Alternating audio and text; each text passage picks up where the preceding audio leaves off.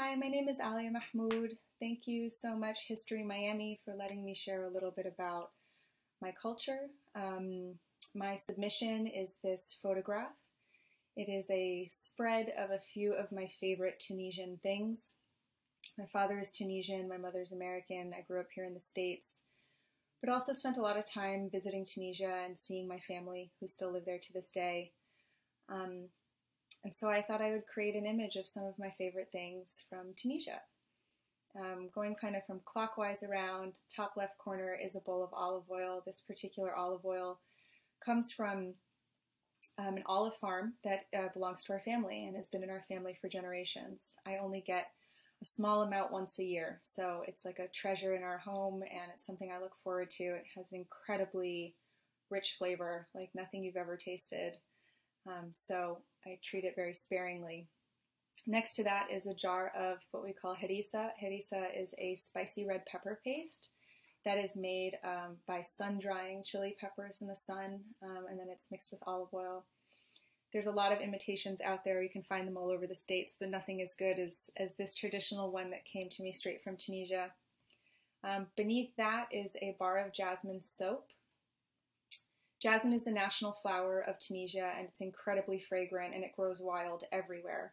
So one whiff of this soap and I'm immediately transported and reminded of being a kid when my father would ask me and my sister to go pick jasmine from the garden and place it next to everybody's bed before we would go to sleep. So you'd fall asleep smelling jasmine and wake up smelling jasmine. It's not a bad way to live. Right below that is a small pin. It's called a khlal in Arabic, and it is a traditional pin with a Berber symbol on it that is used to hold up traditional Tunisian garb worn by women. This was a gift to me from my uncle that my grandmother actually used to wear. Next to that is a ceramic fish. The fish in Tunisia is sort of representative of good luck. It is something people hang around their house to ward off the evil eye. And I love this one in particular because of the blue and white. It really represents the Mediterranean that we call home.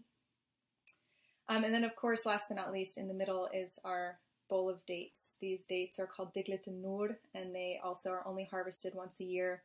So whenever I get a package of these, I'm very excited. They're incredibly sweet and nutritious, so dates are always a good snack or dessert that I love. Also featured here, you can see, is some Tunisian pottery holding the olive oil and the dates. Hand-painted pottery is a long-standing tradition, artisanal tradition in Tunisia, and some of the most beautiful pottery in the world. So I also really value those pieces that I have at home. And finally, all of these items are sitting on top of a fabric called a futa. Futa is a thin piece of patterned cotton or linen that's been used for centuries in the Arab bathhouses or the hammams. And I absolutely love this product. I use it for everything, as a scarf, as a towel, as a blanket, as a throw. It really just becomes your everyday item. I love this product so much that I started a business from it. As you can see here, me and my friend, we make our own designs, and we work with artisans in Tunisia to produce these futas and expose them to the world in a new light. So that's my submission for this History Miami virtual exhibit. Grateful to be a part of it, and thank you for letting me share a little bit more about my Tunisian heritage with you.